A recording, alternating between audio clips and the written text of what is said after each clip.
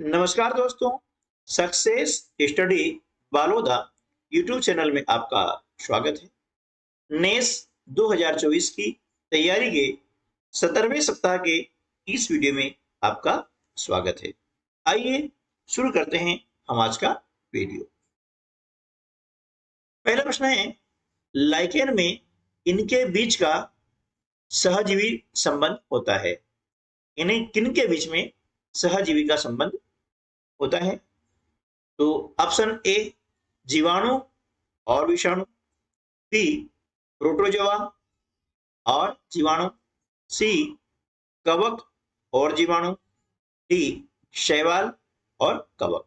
तो लाइकेन में क्या होता है कि शैवाल और कवक के बीच का जो संबंध होता है वो क्या होता है? सहजीवी का। तो विकल्प डी इस प्रश्न का सही उत्तर होगा। प्रश्न 2, विटामिन के का क्या कार्य है? ए आंखों को बचाना, बी स्वस्थ मसूड़ों के लिए, सी स्वस्थ त्वचा के लिए, डी रक्त का थक्का बनाने में। तो विटामिन के का कार्य होता है रक्त का थक्का बनाना। प्रश्न 3, अपघटक पादपों और जंतुओं के मृत शरीर को परिवर्तित कर देते हैं। इसमें कर देते हैं?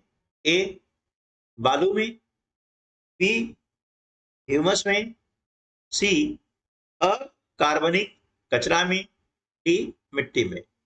इसमें सही विकल्प होगा ह्यूमस में। इन्हें अपघटक जो होता है वो पादपों और जंतुओं के मृत शरीर को ह्यूमस में परिवर्तित कर देता है। चौथा प्रश्न है, एक चुंबक के एक ध्रुव को दूसरे चुंबक के ध्रुव के समीप लाने की विभिन्न स्थितियां कॉलम 1 में दर्शाई गई और कॉलम 2 में स्थिति के परिणाम को दर्शाया गया है। रिक्त स्थानों की पूर्ति कीजिए। अब देखिए एन का मतलब होता है नॉर्थ नॉर्थ, यानी एक चुंबक है उसका नॉर्थ पोल है और दूसरे चुंबक का भी नॉर्थ पोल है, यानी उत्तरी ध्रुव। ठीक है, तो हम जानते हैं कि चुंबक के जो समान ध्रुव होते हैं, है ना, समान ध्रुव होते हैं, उनको जब एक दूसरे के पास में लाते हैं तो क्या होता है? उनके बीच में होता है प्रतिकर्षण होता है। क्या होता है? प्रतिकर्षण होता है, यानी एक दूसरे से विपरीत दिशा में वो भागते हैं, यानी हट जाते हैं, है ना। तो यहां पर क्या होगा? जब एन की बात कर रहे हैं, दोनों चुंबक का एन ध्रुव पास में लाते हैं तो क्या होगा? इनके बीच में प्रतिकर्षण होता है। क्या होता है? प्रतिकर्षण। ठीक है, अब देखते हैं एन और एस है, यानी ये किसे ध्रुव हो गए हैं? एक में उत्तरी ध्रुव है और दूसरे चुंबक में है दक्षिणी ध्रुव, यानी ये ध्रुव कैसे हो गए हैं? असमान हो गए हैं, यानी विपरीत भी कह सकते हैं, है ना। असमान बोले या विपरीत ध्रुव बोले, है। अब ये ध्रुव कैसे हो गए हैं? विपरीत हो गए हैं, एक दूसरे के उल्टे। तो जो विपरीत ध्रुव होते हैं उनके बीच में क्या होता है? आकर्षण होता है ना। जब एक चुंबक का उत्तरी ध्रुव और दूसरे चुंबक का दक्षिण ध्रुव पास लाते हैं तो दोनों ये एक दूसरे के साथ में चिपक जाते हैं, यानी इनके बीच में क्या हो जाएगा? आकर्षण हो जाएगा। ठीक है ना, क्या होगा? आकर्षण। इसी प्रकार से देखते हैं यहाँ एस है या एन है, यानी ये एस यानी साउथ, एन फॉर नॉर्थ, यानी ये दक्षिण ध्रुव और इसका क्या है? ये उत्तरी ध्रुव है, यानी दोनों ध्रुव एक दूसरे के क्या है? विपरीत हैं, यानी असमान ध्रुव है, तो इनके बीच में भी क्या होगा? आकर्षण, है ना। असमान ध्रुवों के बीच में आकर्षण होता है ना। आप देख रहे हैं एस एस है, यानी इस चुंबक का एस पोल और इस चुंबक का एस पोल, एस यानी दक्षिणी ध्रुव और दक्षिण ध्रुव, दोनों एक जैसे ध्रुव हैं, यानी समान ध्रुव है, तो इनके बीच में क्या होगा? प्रतिकर्षण होता है। हो जाएगा प्रतिकर्षण हो जाएगा। तो देखिए इसके हिसाब से हमारा जो कौन सा ऑप्शन सही होगा? ए, बी, सी या डी? तो देखिए प्रतिकर्षण है, आकर्षण है, फिर आकर्षण है और प्रतिकर्षण है, यानी विकल्प सी जो है इस प्रश्न का सही उत्तर होगा। प्रश्न 5, निम्न कथनों में से सही का चयन करें। यहाँ 3 कथन दिए गए हैं। पहला कथन है विद्युत धारा धातुओं से होकर प्रवाहित हो सकती है। दूसरा, विद्युत परिपथ बनाने के लिए धातु के चरों के स्थान पर जूट की डोरी प्रयुक्त की जा सकती है ना।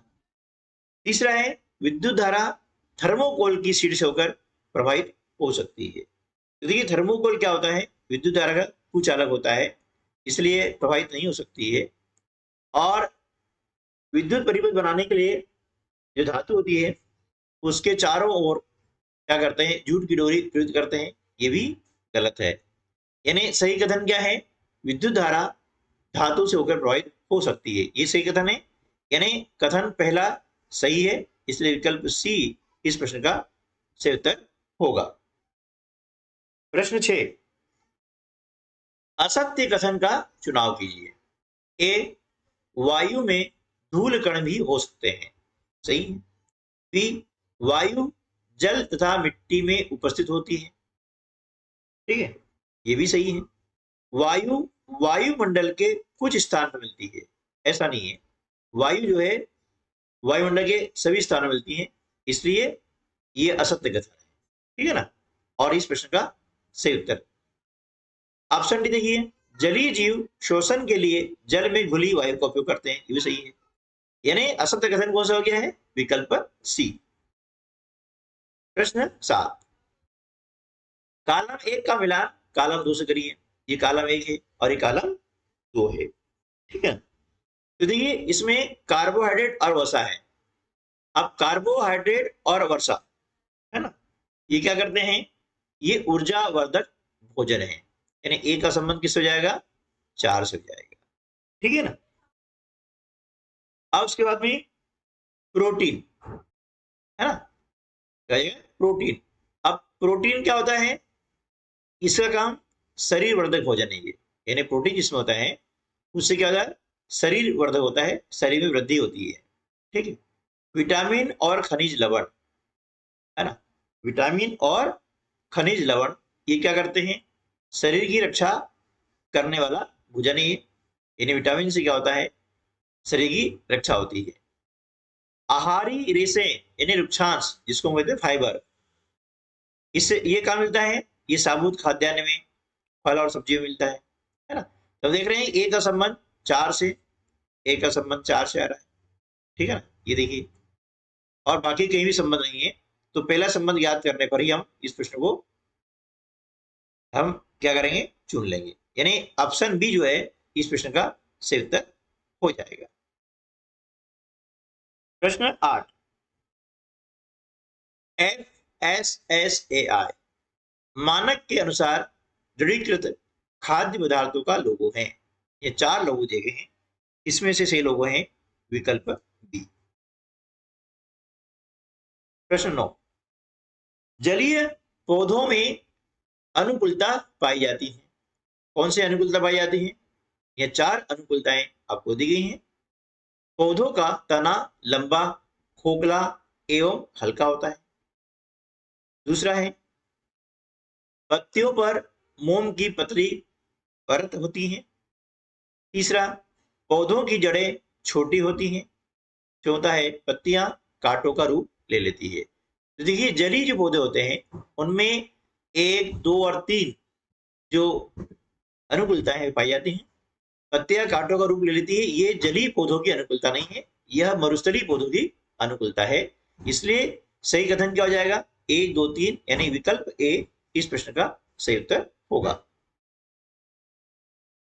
प्रश्न 10, विद्युत धारा के प्रवाह को रोकने या प्रारंभ करने के लिए अपनाई जाने वाली युक्ति है, कौन सी है, ए फ्यूज, बी स्विच, सी बल्ब, डी सेल। विद्युत धारा के प्रवाह को रोकना या प्रारंभ करना, इसके लिए हम स्विच का उपयोग करते हैं, ठीक है ना। प्रश्न 11, सूर्य के प्रकाश की उपस्थिति में हमारा शरीर बनाता है, क्या बनाता है, vitamin A, B vitamin B, vitamin C या विटामिन डी। तो सूर्य के प्रकाश की उपस्थिति में हमारा शरीर विटामिन डी बनाता है। प्रश्न 12, कॉलम 1 का मिलान कॉलम 2 से करिए। देखिए कॉलम 1 का मिलान हमें 2 से करना है। धातु कैसी होती है? कठोर, है ना। तो ए का संबंध किससे हो जाएगा?